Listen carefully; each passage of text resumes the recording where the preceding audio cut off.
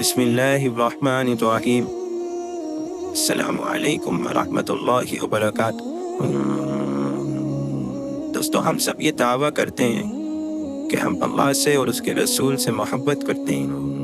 ہمارا یہ دعویٰ ہے کہ ہم عاشق رسول ہیں، اور یہ بات ہم اتنے یقین سے کہتے ہیں کہ ہمارے لہجے سے یہ بات بالکل سچ معلوم ہوتی ہے۔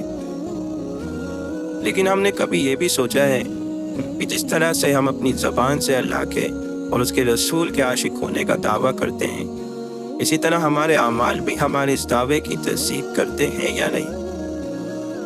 ہمارے لہجے سے یہ ظاہر ہوتا ہے کہ ہم اللہ کے نبی کے عاشق ہیں۔ ہمارا کردار ایک عاشق رسول جیسا ہے بھی، یا ہم صرف زبان سے عاشق رسول ہیں؟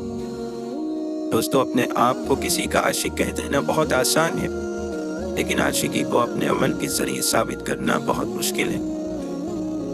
جس طرح سے اگر کوئی شخص دنیا میں کسی سے عشق کر بیٹھتا ہے تو اپنے معشوق کے لیے اپنا سب کچھ قربان کر دیتا ہے، اور وہ اس عشق کی وجہ سے اپنے بڑے سے بڑے نقصان کو بھی خاطر میں نہیں لاتا۔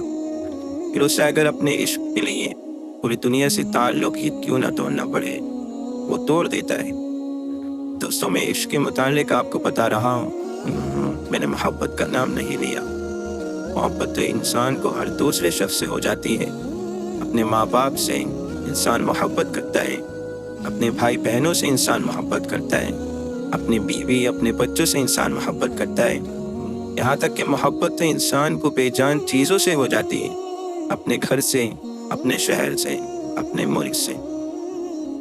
محبت تو انسان لوگوں میں بانٹ دیتا ہے، لیکن عشق انسان کو صرف اور صرف کسی ایک ذات سے ہو سکتا ہے۔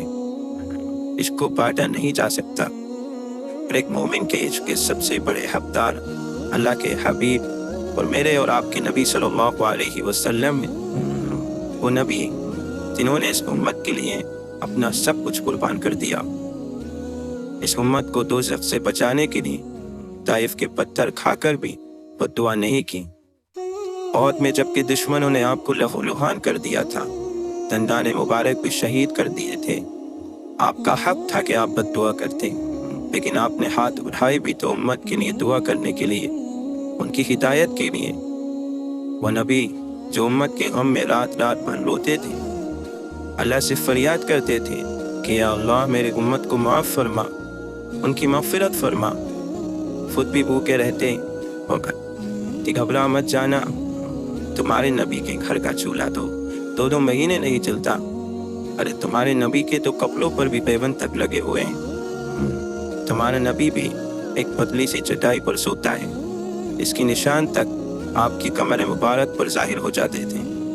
وہ نبی جو اس دنیا سے جاتے وقت بھی اپنی امت کے مستقبل کی فکر کر رہے تھے، اپنے نواسوں کی فکر، اپنی بیٹیوں کی فکر بھی امت کی فکر کو ہرا نہ سکی، یہاں تک کہ یہ فکر قیامت کے دن بھی اسی طرح تازہ رہے گی۔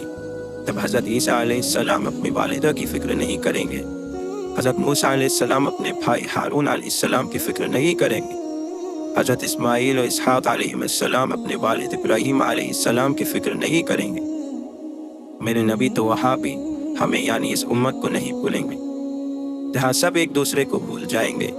میں اپنی والدہ سے یہ امید رکھوں کہ وہ میرے کچھ کام آئیں گی، جن سے زیادہ مجھے اس دنیا میں کوئی نہیں چاہتا، تو وہاں میری والدہ بھی مجھے بھول جائیں گی۔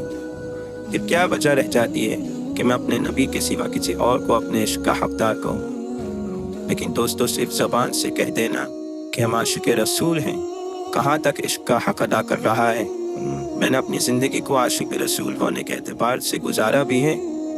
چلیے زندگی چھوڑیں، میری زندگی میں کوئی ایک عمل بھی ایسا موجود ہے جس کے متعلق میں یہ کہہ سکوں کہ میرے نبی سے میرے عشق کا نتیجہ ہے۔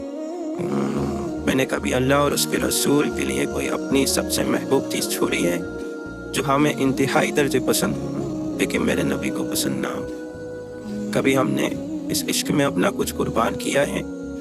جس طرح ایک انسان اپنے عشق کے لیے بغیر کچھ سوچے سمجھے اپنا سب کچھ قربان کر دیتا ہے، ہم نے اپنے نبی کے لیے کوئی ایک چیز بھی قربان کی؟ کیا ہم نے کبھی اپنے نبی کے عشق میں ان کی ایک ایک سنت کو اپنانے کا ارادہ کیا؟ کبھی داڑھی کو صاف کرواتے وقت یہ ध्यान भी मेरे जहन से गुजरा, یہ میرے نبی کی سنت ہے، اس نبی کی سنت جس کا میں اپنے آپ کو عاشق کہتا پھرتا ہوں۔ ہم تو بڑی آسانی سے یہ کہہ دیتے ہیں یہ صرف ایک سنت ہی تو ہے۔ ارے آپ نے تو یہ دعویٰ کیا ہے کہ آپ عاشق رسول ہیں، پھر تو آپ کا یہ دعویٰ چھوٹا سا معلوم ہوتا ہے۔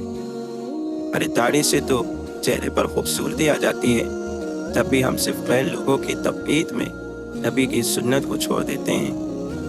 اگر ہمارا ایک من پسند ایکٹر ایک ایسی پینٹ پہن لے جو کئی جگہ سے پھٹی ہوئی ہے، اس کا انداز بناوٹ اگر کسی عقل سلیم رکھنے والے شخص کو دکھایا جائے تو وہ اسے سراسر بے وقوفی کہے، لیکن ہم اس ایکٹر کی محبت میں اندھے ہو کر اور اس شوق سے اس نئے ڈیزائن والی پینٹ کو پہن لیتے ہیں اور پھر اپنے اس عمل پر خوش بھی ہوتے ہیں۔